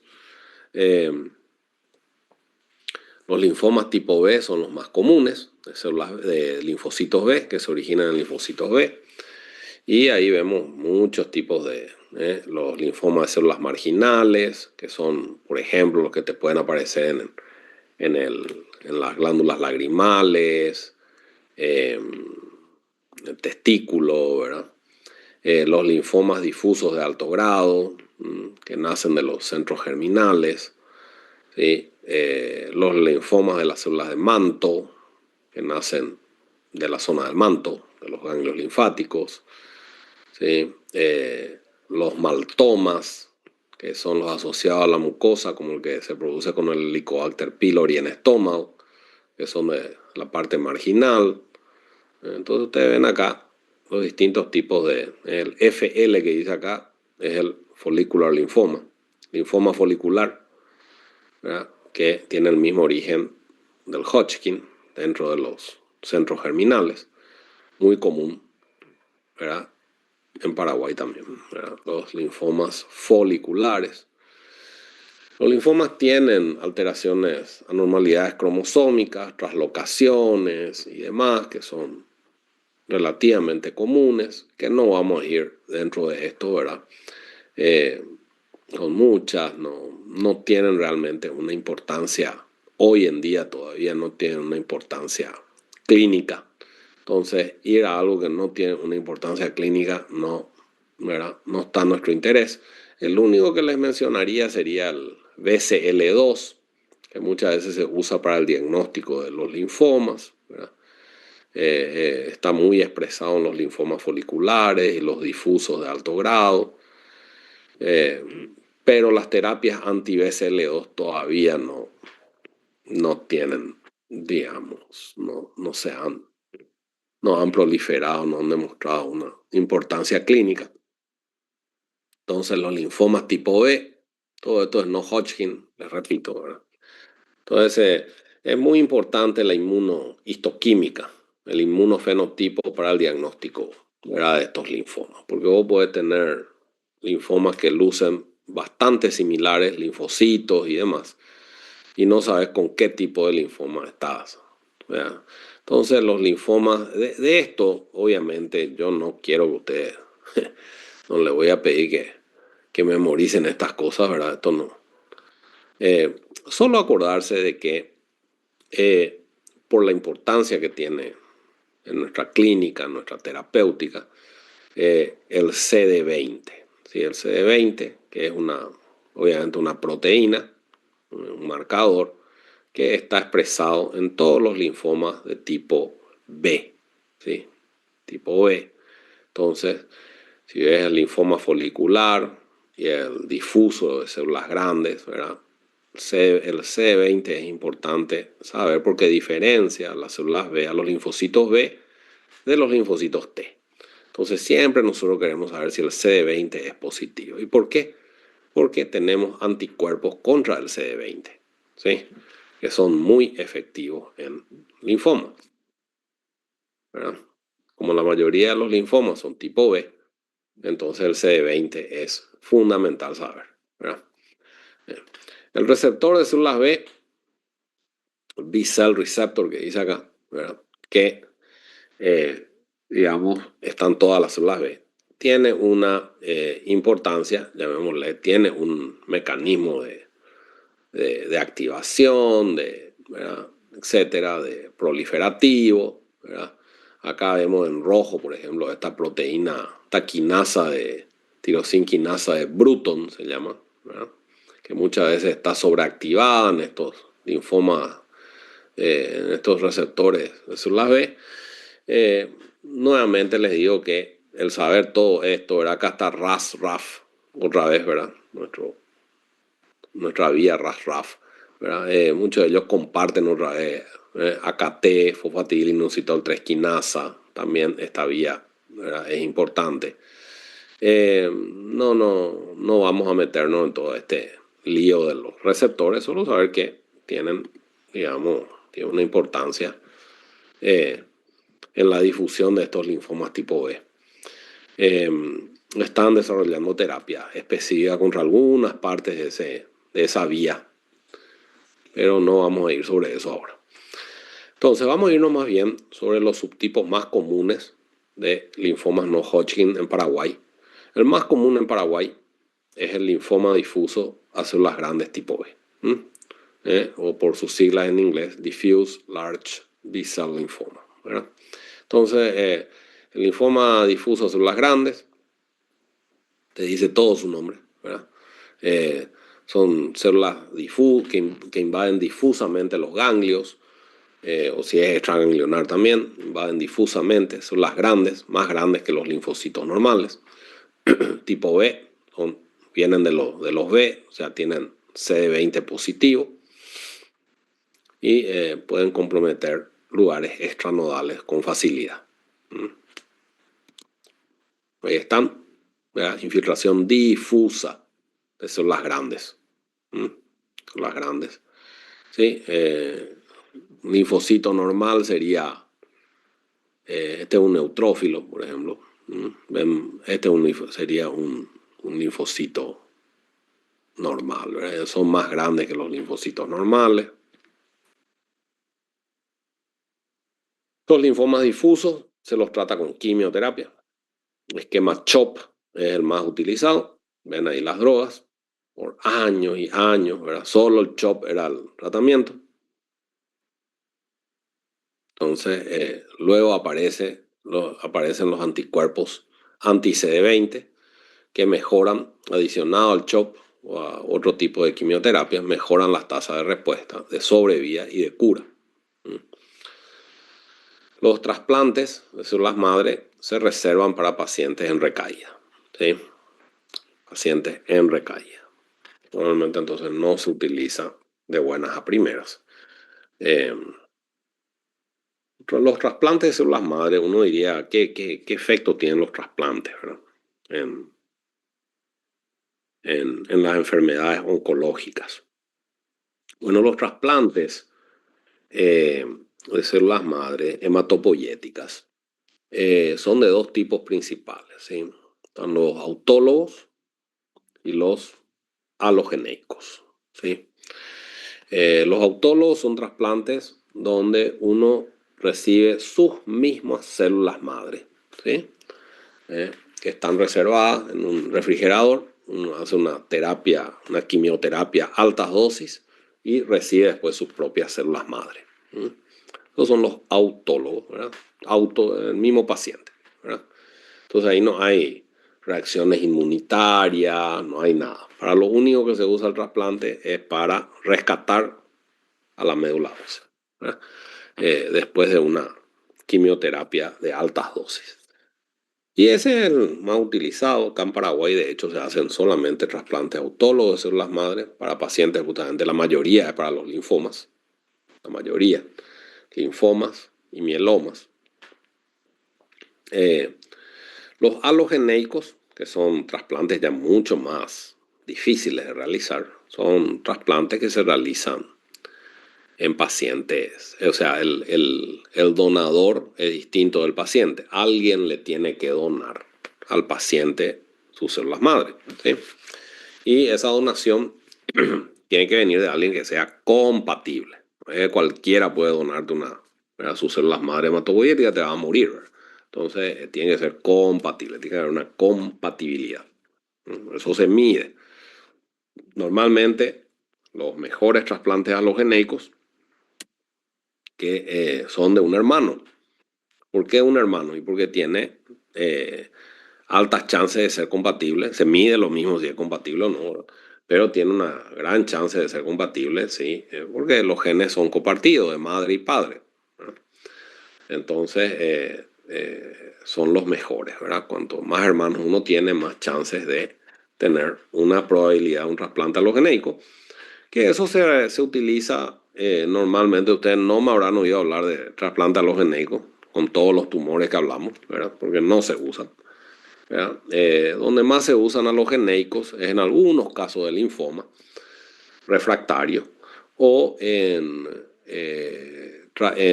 leucemias mieloides agudas, linfoides menos, ¿verdad? Pero leucemias mieloides, ahí sí, como la enfermedad está en la médula ósea del paciente, se busca un donador compatible, ¿verdad? Para que reemplazar a la médula ósea sana, enferma, perdón, enferma. Entonces, esos trasplantes alogeneicos que le digo, sí tienen muchos efectos colaterales de carácter inmunológico, donde las células T, en este caso las principales, ¿verdad?, del sistema inmune, como estamos hablando, las células T que atacan a las células tumorales, también atacan a los órganos normales del paciente, porque obviamente viene un donador a darte su médula ósea, la médula ósea del donante no reconoce tu cuerpo completamente y te ataca. Entonces se tiene que usar muchos inmunosupresores por mucho tiempo. Es una terapia dura, dura, dura, dura.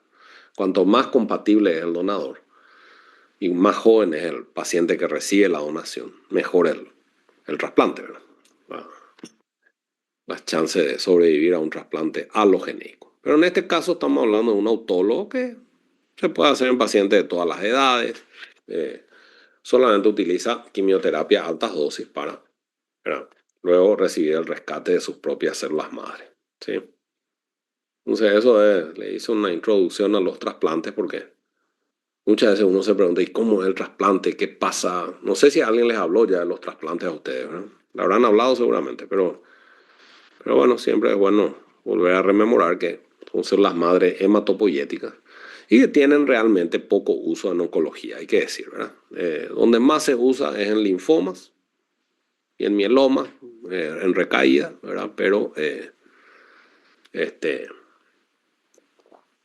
para casos así bien específicos, autólogos o alogeneicos para las leucemias. ¿verdad? Los anti, entonces los anti-CD20, ¿verdad? Y últimamente salieron las terapias TCAR, que le dicen en español, CAR T-cell, ¿verdad? En inglés, ¿verdad? Donde son células T modificadas fuera del paciente, ¿verdad? Inducidas para atacar a las células linfomatosas. Esto lleva un trabajo de la gran 7, ¿verdad? Eh, el sacar sangre del paciente, ¿verdad?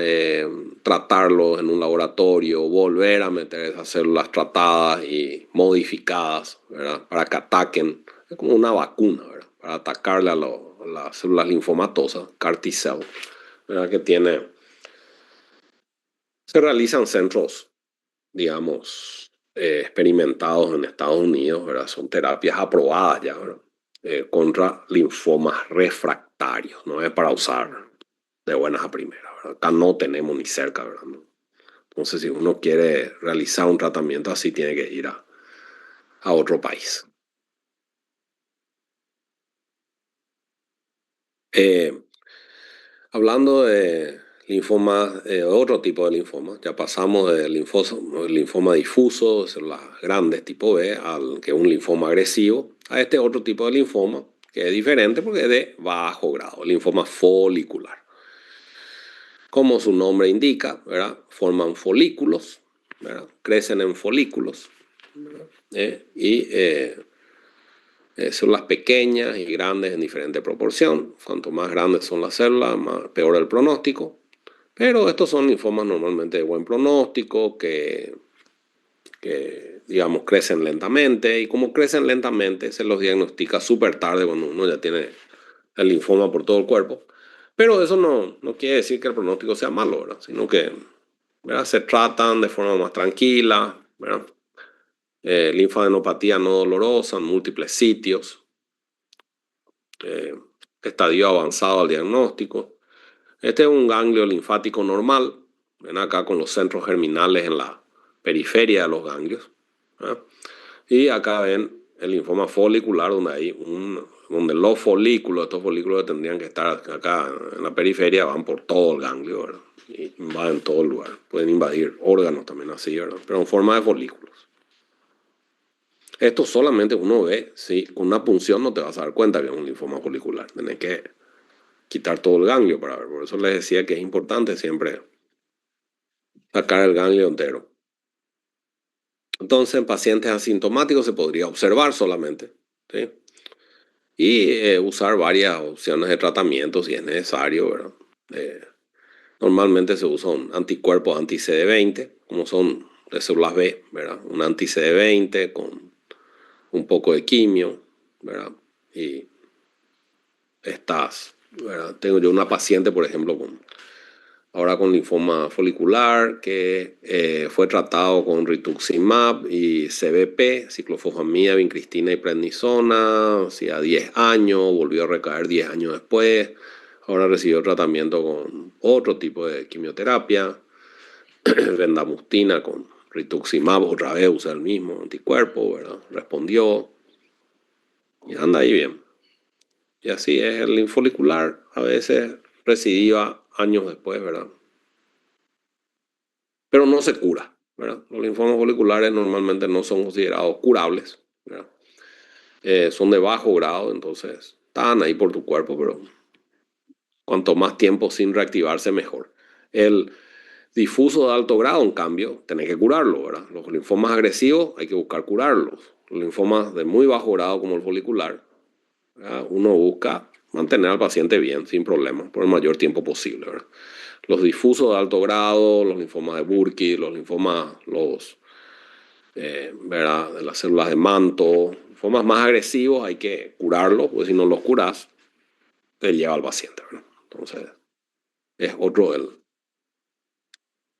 el goal, ¿verdad? Linfomas, los maltomas, el otro tipo de linfoma muy común en Paraguay, el tercer tipo más común. Entonces tenemos los difusos de alto grado, foliculares, y los maltomas, que son otra vez de bajo grado.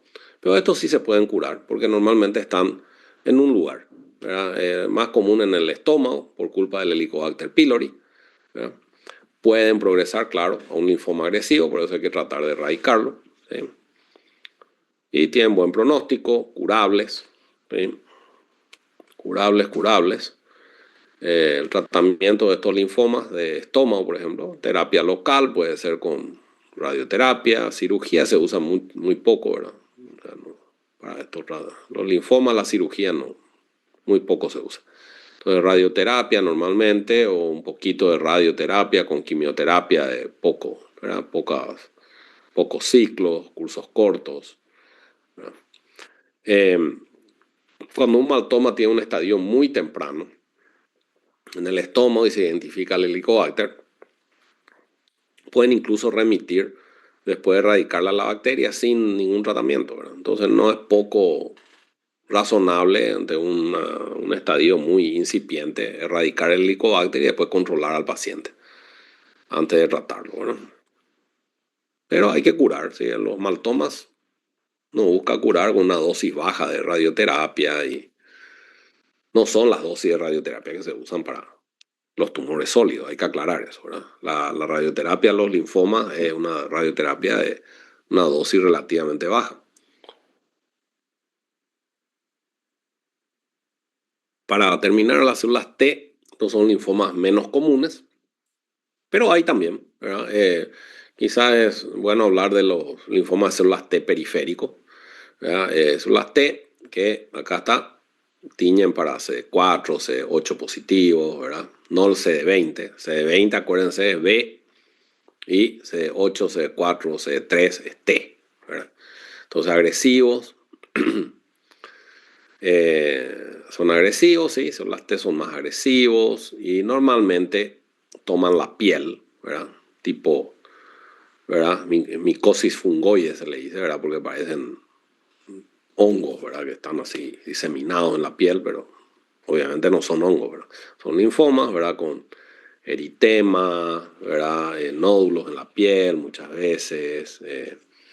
Sí, inicialmente el tratamiento que se puede hacer para estos linfomas es local, con rayos ultravioleta y demás, y reservando la quimioterapia u otras drogas para casos más avanzados, ¿verdad? Así un eritroderma difuso, como ven acá, ¿verdad? ¿Eh? Puede ser un linfoma, ¿sí?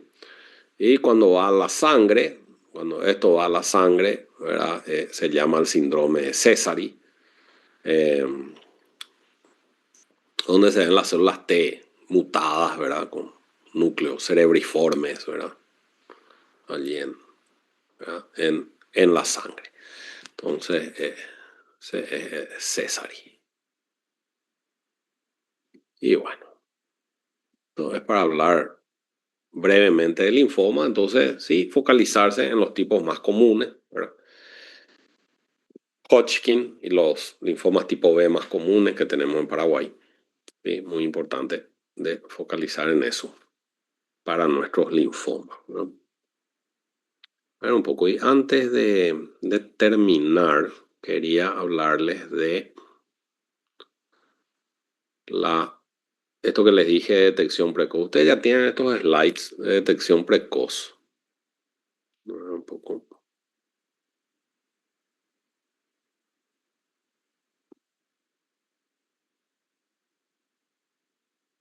Ustedes tienen estos slides. Nosotros habíamos hablado la vez pasada de prevención. Sí, yo no sé si hablamos de detección precoz o de screening, ¿verdad? Me parece que no. Pero es importante saber porque el screening, esto era toda la clase de prevención que hablamos, la vacuna contra el HPV, el tamoxifeno para mama y otras drogas, ¿verdad? Y en el screening o detección precoz, ¿verdad? ¿Qué es lo que uno busca? A diferencia de la prevención, que uno busca que no aparezca el cáncer, ¿verdad? En la detección precoz, lo que uno busca, o el screening, o el tamizaje también se llama, ¿verdad? Lo que uno busca con el tamizaje es eh, detectar cánceres en un estadio precoz, ¿verdad? Un estadio precoz. de manera que sean más curables, ¿verdad? Entonces, la intervención terapéutica en sujetos sin síntomas, ¿verdad? Asintomáticos. ¿Mm?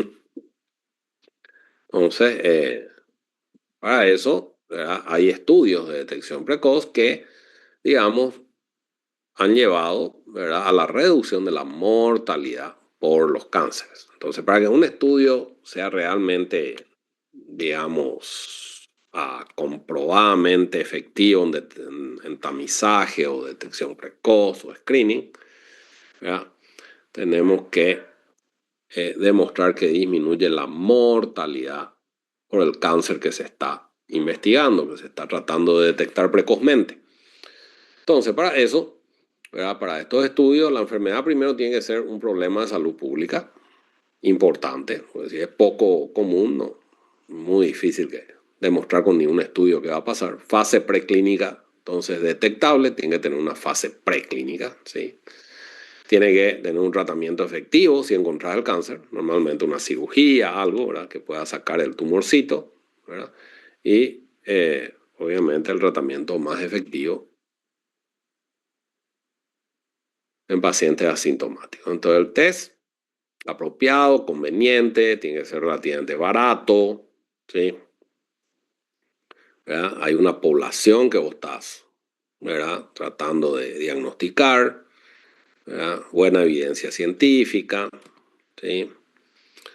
Entonces, cuando uno ve acá la tabla de sensitividad, especificidad, el valor de predicción positiva, negativa, ¿sí?, uno busca siempre un estudio que sea lo más perfecto posible, o sea, de alta sensitividad, de alta especificidad, de un alto valor predictivo positivo, o sea, si te sale el test positivo, que realmente significa que es cáncer, y también si sale negativo, que significa que signifique eso, que no tenés cáncer, ¿verdad? O sea, nosotros queremos que todo esto sea muy bueno, ¿verdad?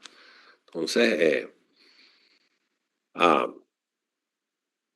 una buena prueba diagnóstica, entonces ofrece resultados positivos en los enfermos y negativos en los pacientes sanos, ¿sí? Validez, reproductividad, seguridad. Entonces, sí, las pruebas diagnósticas y la prevalencia. La limitación, entonces, dependen en gran medida de lo frecuente que es la enfermedad en la población que se está estudiando, ¿sí? Cuando la prevalencia de la enfermedad es baja, entonces un resultado negativo permite descartar la enfermedad con mayor seguridad.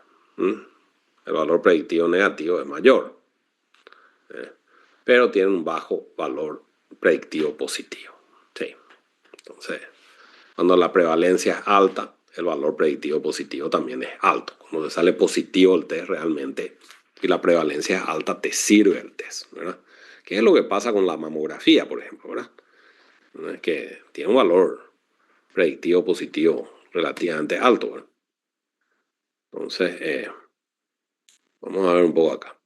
Tenemos los sesgos o bias en inglés, que a veces pueden afectar las medidas de sobrevida. Vamos a ver eso, ¿verdad? Un caso de eso, sí. Claro.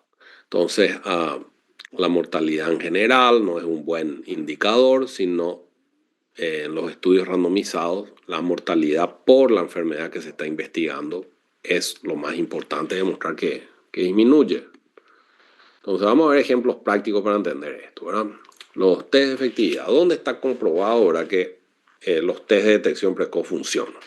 Y tenemos estos tumores ahora, ¿verdad? Cuello uterino, mama, colon y recto, pulmón y próstata, ¿verdad? Son las 5 enfermedades, llamémosle, donde tenemos buenos test de detección precoz. No son perfectos, no hay test perfectos, ¿sí? Pero sí, cuello uterino, entonces está el Papa Nicolau, ¿sí? Muy importante. Para nosotros sería fundamental en Paraguay, ¿sí? Entonces, empezar el screening, ¿verdad?, dentro de los 3 años de iniciar la actividad sexual, no mayor de los 21 años, ¿verdad? Y hacerlo todos los años, ¿verdad?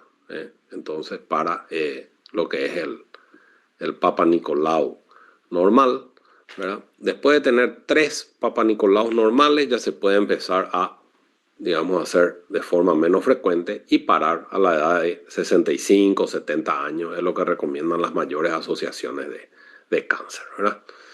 El ADN anti-HPV es una opción, ¿verdad? De hecho, los estudios demuestran que si uno combina el HPV-DNA, ¿verdad? El ADN contra el HPV, testear eso junto con el Papa Nicolau, ¿verdad? Que el Papa Nicolau es de citología, ¿verdad? Citología, o mirar en el microscopio si hay, el patólogo mira, ¿verdad? Si hay células anormales en citología, ¿verdad? Entonces, es una opción, ¿verdad? Y trae mejores, digamos, mejores resultados que el Papa Nicolau solo, ¿verdad? Pero como es un test relativamente caro y demás, su implementación es un poco complicada. Nosotros acá en Paraguay tendríamos que hacer las dos cosas, ¿verdad? Por lo prevalente y lo mortal que es para nosotros el carcinoma de cuello uterino, ¿verdad? Y actuar de acuerdo a los resultados que salen. Obviamente, un resultado con células atípicas, ¿verdad? Y demás, exige un seguimiento más cercano y así, ¿verdad? Se puede intervenir también de acuerdo a lo que salga, ¿verdad? Entonces, cuando sale el ADN positivo, tenemos que repetir el Papa Nicolau tempranamente. Cuando sale el ASCAS que dice acá, ¿verdad? Que de una significancia indeterminada, también un seguimiento cercano, ¿sí? Entonces, siempre que sale una displasia moderada o severa, ¿verdad? Una neoplasia intraepitelial cervical grado 2 o 3, es necesario intervenir, ¿verdad? Entonces, para eso uno hace el Papa Nicolau, para intervenir si sale algo displásico, ¿verdad? Y hay que ser agresivo en ese sentido porque son intervenciones pequeñas que no, digamos, no afectan la fertilidad del paciente, nada de eso. Entonces no hace falta hacer un mega tratamiento para eso, ¿verdad? O sea, para el cáncer de ovario no hay pruebas de detección precoz, no hay, ¿verdad? Solamente en pacientes que tienen una predisposición hereditaria. Mutaciones en BRCA1, BRCA2 serían, ¿verdad? Que son las más comunes o el síndrome de Lynch, que hablamos en colon, ¿se acuerdan? Entonces, BRCA1, BRCA2, mama y ovario, sí, claro, predisposición alta, ¿verdad? Entonces ahí se justifica la ecografía transvaginal y el marcador tumoral de ovario, ¿verdad? Hasta realizar la oophorectomía profiláctica en pacientes de riesgo. Claro, si uno tiene estos síndromes de alta, ¿verdad? De alta afectación ovárica, llamémosle BRCA1, BRCA2, quizás un poco menos con Lynch, pero lo mismo, ¿verdad? Uno termina la edad, llamémosle, de fértil y tienen que realizarse ya la oophorectomía, ¿verdad? Profiláctica, ¿sí? No puede estar con eso, con ese riesgo. Pero para el paciente normal de todos los días no hay diagnóstico precoz válido para ovario. Cuello uterino sí, ovario y útero no hay, ¿verdad? Eso tienen que saber, ¿verdad? Por más que uno hace ecografías ginecológicas todos los años y busca con eso un diagnóstico relativamente precoz, ¿verdad? No, esos son estudios que no están validados completamente, ¿verdad? Excepto en personas, como les digo, así con síndromes hereditarios, cáncer de útero, endometrio, con el síndrome de Lynch, sí, ¿verdad? Claro, tener un síndrome de Lynch, ¿verdad? Que hablamos recién en colon, no hay problema, ¿verdad? Ahí podés hacer el screening anual, ¿verdad? Y la biopsia endometrial, comenzando a más de los 35 años, y después sacar el útero, ¿verdad? Pero, porque útero sí es frecuente con el síndrome de Lynch. Pero, si no, hasta ahora el único que vimos que tiene en la población general, diagnóstico precoz, Papa Nicolau, más menos HPV, ADN, ¿verdad? Es cuello uterino. Vamos al segundo ahora, que es el cáncer de mama. Cáncer de mama, la mamografía. ¿Sí? La mamografía tiene una, digamos, sensitividad que es relativamente baja. O sea, uno puede perder muchos tumores mamarios si hace la mamografía, ¿cierto? Pero su especificidad es alta. O sea, si sale algo en la mamografía, normalmente es algo tumoral, ¿sí? A veces se complementa con la ecografía, la resonancia magnética, si es que hay un estudio caro, ese es el problema. Duro de hacer resonancia magnética mamaria, ¿verdad? Pero si hay en pacientes de alto riesgo, uno puede hacer resonancia magnética. Pero el test aprobado como detección precoz de mama es mamografía. No es otro, ¿verdad? Entonces, anual desde los 40 años, ¿sí? Si hay lesiones precursoras que fueron diagnosticadas, también anualmente, ¿verdad? Cambia un poco las recomendaciones en pacientes BRCA mutados, ¿verdad? O una tendencia familiar muy alta, ¿verdad? Donde además de la mamografía, uno puede hacerse anualmente una resonancia magnética también, ¿sí? En los linfomas, pacientes mujeres tratadas con linfoma de Hodgkin, post radioterapia, ¿verdad? De manto se llama, de mediastino y cervical, ¿verdad? Sí, se puede hacer también. O sea, se hace mamografías, ¿verdad? Y luego anualmente la resonancia magnética de mama se puede hacer, ¿verdad? Pero como ven, paciente normal, ¿qué es lo que está aprobado? Mamografía. No es no, la prueba no es sustituir la mamografía por el autoexamen mamario, por la ecografía, no, es mamografía, ¿sí? Uno puede, en pacientes más jóvenes con mamas densas, adicionar, por ejemplo, la ecografía mamaria a la mamografía. Yo muchas veces hago eso en pacientes con mamas densas o pacientes que han tenido historias de lesiones premalignas o incluso tumores, ¿verdad? Que han sido, están curadas y demás, ¿verdad? Entonces se puede adicionar la ecografía, no hace daño a la mamografía, ¿verdad? Y si hay duda, ahí se hace la resonancia magnética, ¿verdad? Sí. Entonces, mamografía para mama, Papa Nicolau para cuello uterino.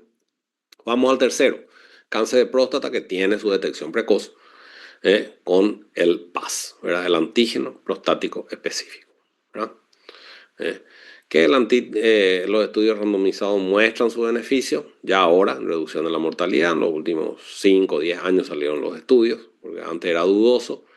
El antígeno prostático específico, como dice su nombre, es específico de la próstata. No hay otro órgano que secrete el PAS, ¿verdad? Pero no es cáncer específico. Vos podés tener una prostatitis, una hipertrofia prostática benigna, ¿verdad? Y tener el PAS elevado. Entonces, no todo PAS elevado es cáncer. De hecho, la mayoría de las veces no es cáncer, ¿verdad? Entonces, el tacto rectal, que ya está cada vez menos en boga, no está demostrado que sea un método bueno de detección precoz, también porque el tacto rectal solamente se puede, digamos, la próstata sentirla en la parte posterior periférica, ¿verdad? El PAS está indicado anualmente de los 50 años. Es importante ver en pacientes que uno conoce, ¿verdad? Qué tan rápido aumenta el PAS de un año a otro, ¿sí? O si uno tiene una próstata muy grande, esto no es importante, ¿verdad? Yo le diría guiarse por el PAS total, ¿verdad? Es lo más importante. Y también si hay una diferencia entre un año y otro. Ustedes si conocen a su paciente, qué sé yo, a los 53 años tenía un PAS de 0,5 nanogramos por mililitro y al año siguiente tiene 2, por más que esté dentro del rango normal, se fue de 0,5 a 2, ¿verdad? Te tiene que llamar la atención eso, ¿verdad? Entonces, sí es importante conocer al paciente idealmente, ¿verdad? A medida que uno avanza en la edad, el PAS normal puede aumentar, puede normalmente, porque crece la próstata, aumentar, ¿verdad? O sea, va en aumento, por eso que es importante conocerla al paciente, ¿verdad? Para no estar haciéndole resonancias magnéticas o biopsiándole permanentemente, ¿verdad? De hecho, hoy en día, ¿verdad? Ya como les había dicho, en cáncer de próstata, antes de biopsiar al paciente se realiza una resonancia magnética, ¿verdad? A menos que haya una contraindicación para la resonancia magnética, que es muy raro, ¿verdad? Se realiza la resonancia magnética ante una duda, antes de entrar a biopsiar. Entonces, solamente un 15 a 20% de pacientes con un PAS mayor de 4 tienen cáncer, ¿sí? No es que todos tienen cáncer porque aumenta el PAS, ¿sí? Eso no. Yo tengo pacientes que sigo con PAS le traté por otro tumor, incluso tengo un paciente con cáncer de historia de cáncer de colon que tiene un PAS de 9, 10 y no tiene ningún cáncer, ¿verdad? No tiene cáncer, no tiene cáncer de próstata. Entonces, cuando se realiza el ultrasonido transrectal o la resonancia magnética, cuando hay un PAS aumentado o un tacto rectal, ¿verdad? Normal, mínimo hay que sacar 6 biopsias, ¿verdad? Ante la duda. ¿Sí? Si te sale un PAS anormal, tenés un paciente de 51 años, tiene un PAS de 4, ¿verdad? Hacerle una resonancia magnética, muestra algo dudoso la resonancia magnética, se biopsia. Está bien, se biopsia. Se biopsia. Porque si no haces eso, estás siendo negligente, puedes entrar en una negligencia, ¿verdad? Claro, se biopsia. Si hay una duda, se biopsia. Entonces, ya hoy en día, un PAS mayor de 3 en un paciente relativamente joven, ¿verdad? Que para usted es viejo, ¿verdad? Pero para mí es joven. Entonces, un PAS mayor de 3, ¿verdad? Ya requiere, ¿verdad? Considerar la biopsia prostática, ¿verdad? Antes era 4. Es más, ahora si ustedes ven los laboratorios, todos le ponen ahí el límite de 4. Eso, no. Entonces, más de 3, ya hay que, digamos, actuar. Por lo menos hacer una resonancia magnética, un seguimiento, ¿verdad? Y biopsiar si hay alguna duda. ¿Sí? Entonces, 3, ¿verdad? Es el límite. Cuando es más anciano el paciente, ¿verdad? Y más que uno lo conoce también, es lo importante hacer una vez al año, cada 2 años por lo menos el PAS, ¿verdad? Entonces, realmente con un PAS muy bajo, ¿verdad? Ya uno puede pasar un poco más de tiempo. Y un PAS un poco más aumentado, ¿verdad? Digamos, más de 4 sería, ¿verdad? En un paciente de más de 75 años. A menos que uno lo conozca y diga, bueno, tuvo PAS de 2 el año pasado y ahora tiene 3, tiene 3,5.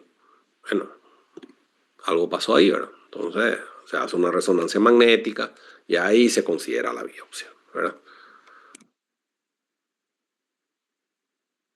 Entonces tenemos el sesgo de diagnosticar de más, ¿verdad? Ese es típico de próstata, ¿verdad? De hacer diagnósticos de cánceres que nunca van a progresar, ¿verdad?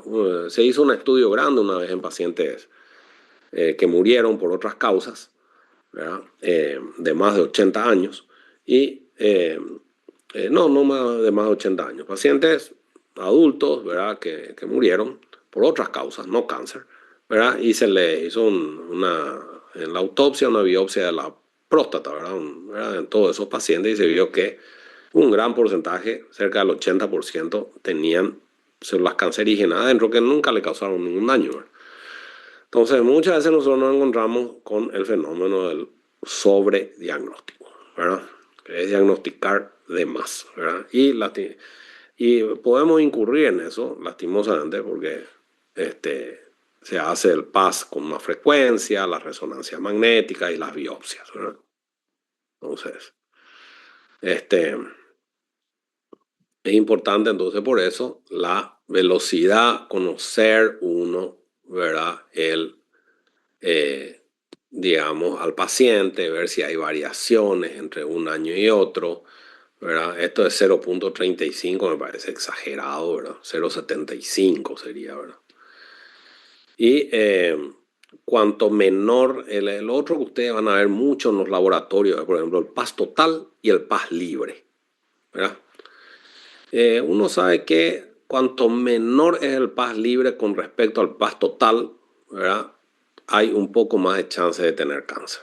De todos modos, el test importante no es el PAS libre, sino es el paz total, ¿sí? Paz total. Y conocer al paciente a través de los años, ¿verdad? Y ver cuál es su número, hay variación, no hay variación, y si hay duda, hacer la resonancia magnética y la biopsia, ¿verdad? Entonces, a ver un poco qué más dice acá. Cáncer de próstata en síndrome genético, sí. Mutaciones de BRCA también da un poquito más de posibilidad de tener cáncer de próstata en los varones. Pues siempre decimos BRCA es mama y ovario, ¿verdad? Y bueno, próstata también aumenta un poquitito, pero no cambia mucho las recomendaciones, sino empezar a los 40 años, ¿verdad? Con el PAS. Síndrome de Lynch también, entonces estar más atentos, ¿verdad? Medir todos los años el PAS y demás ante un paciente que tiene el síndrome colorectal no polipósico, hereditario. Y bueno, eso fue próstata. Entonces vimos cuello uterino, Papa Nicolau, mama, mamografía, próstata, el PAS. ¿Sí? Seguimos un colorectal, donde uno de los primeros cánceres donde se demostró una disminución de la mortalidad específica con un test, que fue el primer test, fue el test de sangre oculta en heces. Hasta ahora mucha gente hace, no está mal, ¿verdad? Disminuye la mortalidad. Si encuentra positivo, ahí se hace una colonoscopia, ¿verdad? Pero ya hay estudios mejores, ¿sí? Entonces, las lesiones precancerígenas con los métodos de visualización son mucho mejores que el test oculto de sangre, que tiene muchos falsos negativos, falsos positivos, ¿verdad? Y bueno, normalmente a los 50 años uno empieza con la colonoscopía, ¿verdad? Y lo realiza cada 10 años, ¿sí? Eso es lo normal, llamamos paciente normal, que no tiene gran historia familiar, no tiene enfermedad inflamatoria intestinal, etc. Cada 10 años la colonoscopia es lo mejor, ¿verdad? Hay otros estudios que se puede hacer también, la sigmoidoscopía con sangre en heces y demás, hacer más frecuentemente. Bueno, si hay pólipos adenomatosos encontrados, ¿verdad? Allí se hace la colonoscopia más frecuentemente, obviamente, ¿verdad? Un pólipo de bajo riesgo, muy bajo riesgo, puede repetir la colono en 5 años, pero usualmente se hace en 2 a 3 años si aparecen pólipos, ¿verdad? De una displasia moderada, severa, ¿verdad? Se repite en 2 a 3 años. Eso es lo normal ante un paciente con pólipos adenomatosos colónicos, ¿sí? Entonces, enfermedad inflamatoria intestinal, también hay que, obviamente, realizar colonoscopías mucho más frecuentemente, ¿verdad? Y resecar si es necesario. Cuando hay historia familiar y demás, entonces, sí, por supuesto, se puede empezar antes las colonoscopías y repetir más frecuentemente, de acuerdo a lo que uno va encontrando, ¿verdad?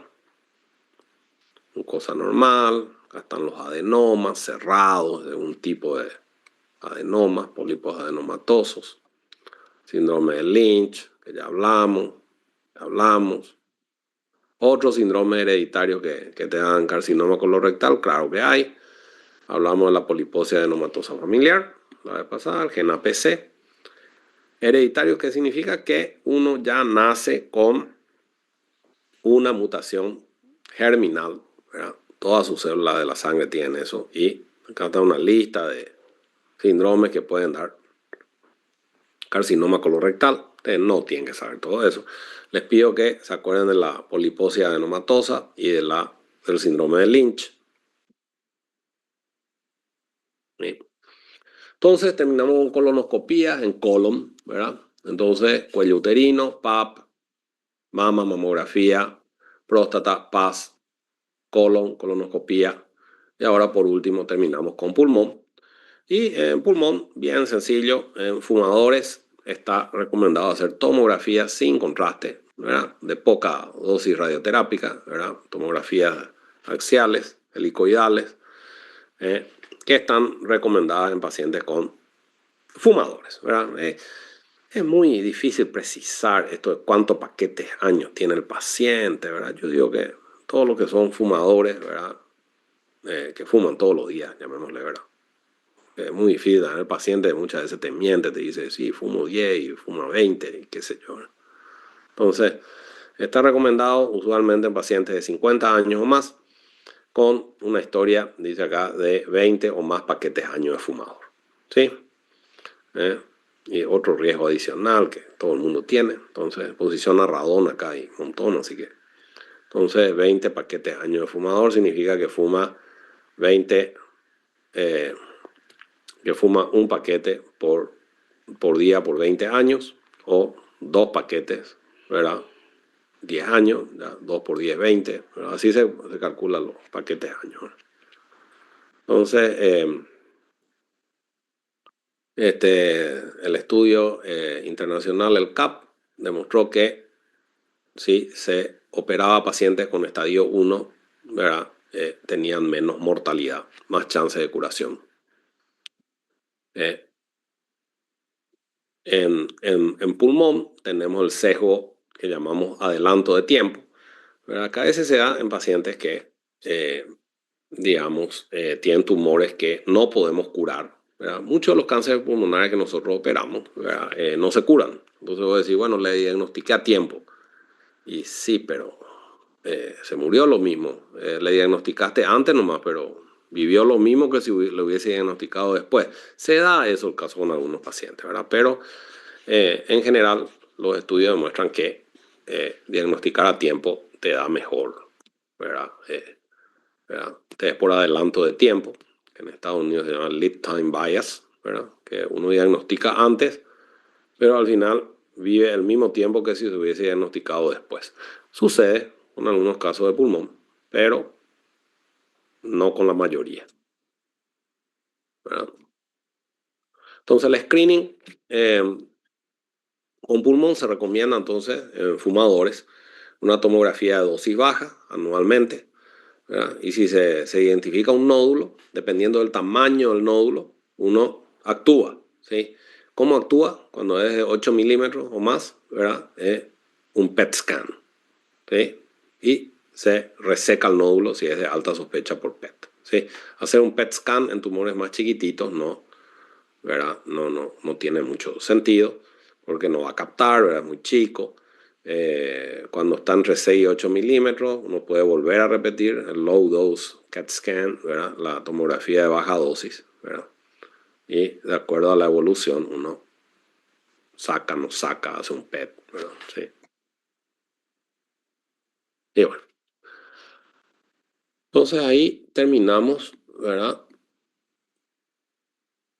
Terminamos. ¿Están todavía vivos o no? ¿Cómo están? Sí, profe. Sí, aprendieron.